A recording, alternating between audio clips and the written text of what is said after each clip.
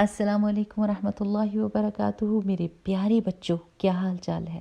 اللہ سبحانہ و تعالیٰ سے بہت ساری دعائیں ہیں اور بہت ہی مجھے پیار ہے آپ لوگوں سے اللہ سبحانہ و تعالیٰ کی خاطر۔ چلیے میرے پیارے بچوں، پہلے دعا پڑھتے ہیں اور پھر دیکھتے ہیں کہ آج ہم نے کیا پڑھنا ہے۔ رب اشرح لی صدری ویسر لی امری واحلل عقدۃ من لسانی یفقہوا قولی ربنا زدنا علما آمین۔ اچھا جی، پہلے جز میں سورۃ الفاتحہ ہے اور سورہ بقرہ کا کچھ حصہ ہے، ٹھیک ہے۔ اب سورۃ الفاتحہ کے بارے میں ہم کچھ پڑھتے ہیں۔ یہ اتنی خوبصورت سورہ ہے اور اتنی خوبصورت اور بڑی دعا ہے جو اللہ سبحانہ و تعالیٰ نے اس کو ہماری نماز کا ہر رکعت کا حصہ بنا دیا۔ اتنی پیاری چیز ہے۔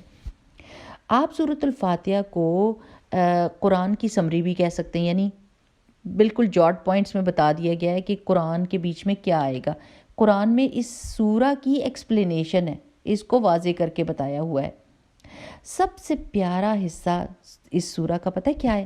کہ اللہ سبحانہ و تعالیٰ نے اپنے آپ کے بارے میں ہم کو بتایا کہ اللہ سبحانہ و تعالیٰ بہت مہربان اور بار بار رحم کرنے والے ہیں۔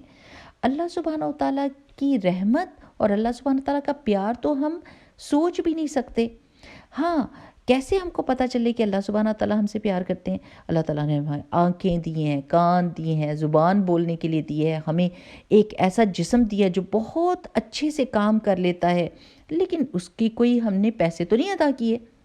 انہوں نے اس دنیا کو، سب دنیا کو پیدا کیا اور ہر وہ چیز ہم کو دے دی جو ہمیں زندہ رہنے کے لیے چاہیے تھی۔ اللہ سبحانہ و تعالیٰ نے چاند بنایا، سورج بنایا، ستارے بنائے، لیکن ان سب چیزوں کو کیا کہا؟ انسانوں کو سرو کرو، انسانوں کا مدد کرو۔ اب آپ دیکھیں کہ سورج اور چاند کتنی بڑی چیزیں ہیں، ان کو ہم تو نہیں کنٹرول کر سکتے۔ اللہ سبحانہ و تعالیٰ نے پھر بھی ان کو ہمیں سرو کرنے کے لیے، ہماری خدمت کے لیے بنایا ہے۔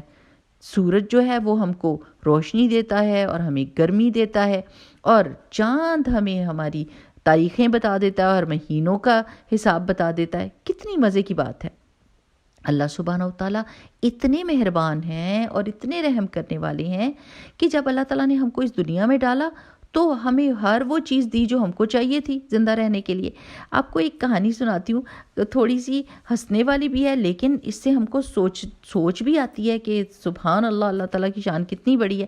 کہ ایک بہت بوڑھے سے بابا جی تھے، تو وہ ہسپتال میں گئے کہ ان کے گردے کام نہیں کر رہے تھے، تو صحیح، اور جب ڈاکٹروں نے ان کا علاج کیا اور وہ ٹھیک ہوئے تو آخر میں جانے سے پہلے ہسپتال والوں نے ان کو اتنا بڑا بل دے دیا اور کہا اتنے سارے پیسے پے کرنے ہیں۔ تو بابا جی رونے لگ گئے۔ تو ڈاکٹرز نے پوچھا اب آپ کیوں رو رہے ہیں؟ تو انہوں نے کہا کہ میں اس لیے رو رہا ہوں کہ میں 70 سال سے ان گردوں کو استعمال کر رہا ہوں اور اللہ سبحانہ وتعالیٰ نے آج تک مجھ سے کچھ نہیں لیا، کوئی پیسے مجھے نہیں پے کرنے پڑے، لیکن آپ نے ایک دن ان کو چلایا تو آپ نے اتنے زیادہ پیسے لے لیے۔ تو سوچنے کی بات ہے نا کہ ہم اللہ تعالیٰ کی کتنی رحمتوں اور برکتوں سے فائدہ اٹھا رہے ہیں۔ اس دنیا میں بہت سارے لوگ ہیں میرے پیارے بچوں، کوئی اللہ تعالیٰ کی بات مانتے ہیں، کوئی اللہ تعالیٰ کی بات نہیں مانتے، لیکن اللہ سبحانہ تعالیٰ پھر بھی ان کو وہ ساری چیزیں دیتا ہے جو ان کی زندگی کے لیے ضروری ہیں، اور ان کو وقت بھی دیتا ہے، مہلت بھی دیتا ہے کہ وہ اللہ تعالیٰ کی ہدایت کے مطابق صحیح راستے پر آ جائیں۔ اللہ سبحانہ تعالیٰ اتنا زیادہ ہم سے پیار کرتے ہیں کہ محمد رسول اللہ صلی اللہ علیہ وسلم نے بتایا کہ اللہ تعالیٰ نے فرمایا کہ اگر میرا بندہ بہت غلطیاں کرے اور پہاڑ جتنی غلطیاں بھی لے کر آ جائے تو میری رحمت کو اس سے بھی بڑا پائے گا۔ اللہ سبحانہ تعالیٰ معاف کر دیتے ہیں اور اللہ تعالیٰ اور بھی دیتے ہیں۔ سورۃ الفاتحہ میں ہم کو ایک اور چیز بھی پتہ چلتی ہے کہ اللہ تعالیٰ مالک ہیں قیامت کے دن کے۔ قیامت کا دن کا مطلب ہے کہ ہر بندہ جو بھی کام اس دنیا میں کر رہا ہے وہ سب کچھ محفوظ ایک جگہ پر رکھا جا رہا ہے، اور اس کو کہتے ہیں اعمال کی کتاب۔ اس میں اس کا سارا ریکارڈ جا رہا ہے۔ اگر بندہ کوئی مسٹیک کرتا ہے، لیٹس سے آپ سے کوئی غلطی ہو گئی اور آپ نے سوری کہہ دی، اللہ تعالیٰ مجھے معاف کر دیں، تو اللہ سبحانہ تعالیٰ اس غلطی کو وہاں سے مٹا بھی دے گا، اس کو ڈھانپ بھی دے گا اور معاف کر دے گا۔ لیکن اگر کوئی بندہ بہت ہی برا ہے اور وہ غلطیوں پہ غلطی کرتا جاتا ہے اور معافی بھی نہیں مانگتا اور لوگوں کو تنگ کرتا ہے، تو ظاہر ہے میرے پیارے بچوں اس کو پھر اس کا رزلٹ تو ملے گا نا، تو وہ قیامت کا دن ہوگا جس دن اس کا رزلٹ ملے گا۔ اب کچھ بچے یہ کہتے ہیں کہ قیامت کا دن کیوں ہے، سب انسانوں کو جنت میں ڈال دینا چاہیے۔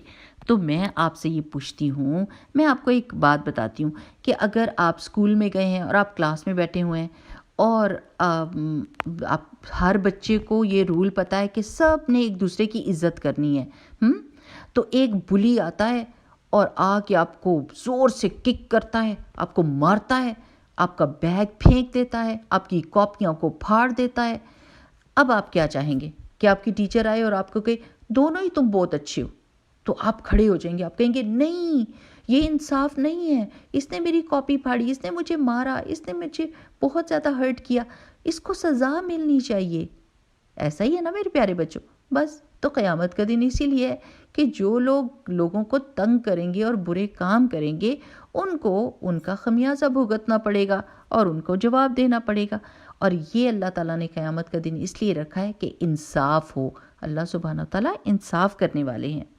اس کے بعد ہم سورۃ الفاتحہ میں کہتے ہیں کہ اللہ سبحانہ وتعالیٰ صرف آپ ہی ہمارے ایک سچے رب ہیں جو جنہوں نے ہمیں پیدا کیا۔ اللہ سبحانہ وتعالیٰ آپ نے ہمیں پیدا کیا، آپ نے ہمیں ساری نعمتیں دی ہیں اور آپ ہی ہماری حفاظت کرتے ہیں، اور ہم آپ ہی سے مدد مانگتے ہیں، کیونکہ اللہ سبحانہ تعالیٰ کے پاس ہر طرح کی طاقت ہے، وہ ہماری کسی طرح سے بھی مدد کر سکتے ہیں، تو ہم اللہ تعالیٰ کی مدد مانگتے ہیں۔ اور پھر ایک بہت پیاری دعا یہ مانگیے کہ اللہ تعالیٰ ہم کو ان لوگوں کے راستے پر چلا جو اچھے تھے، سچے تھے، نیک تھے، جیسے اللہ تعالیٰ کے انبیاء اور نیک اور سچے لوگ، ہم نے ان کا راستہ اپنانا ہے اور ان لوگوں کا راستہ نہیں لینا جو اپنی خواہشات پہ چلتے ہیں ہر وقت، بس ان کو یہ ہوتا ہے ان کی مرضی پوری ہو جائے، چاہے کسی دوسرے کو دکھ یا تکلیف ہو، وہ خود غرض ہوتے ہیں، بس اپنی من مانی کرنے والے ہوتے ہیں اور ان کو یہ بھی پرواہ نہیں ہوتی کہ اللہ تعالیٰ کیا کہہ رہے ہیں۔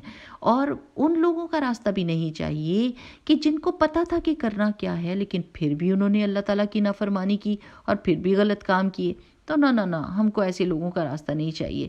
تو اللہ سبحانہ تعالیٰ سے بہت ساری دعا ہے کہ اللہ تعالیٰ ہم کو سیدھے راستے پر ڈالے۔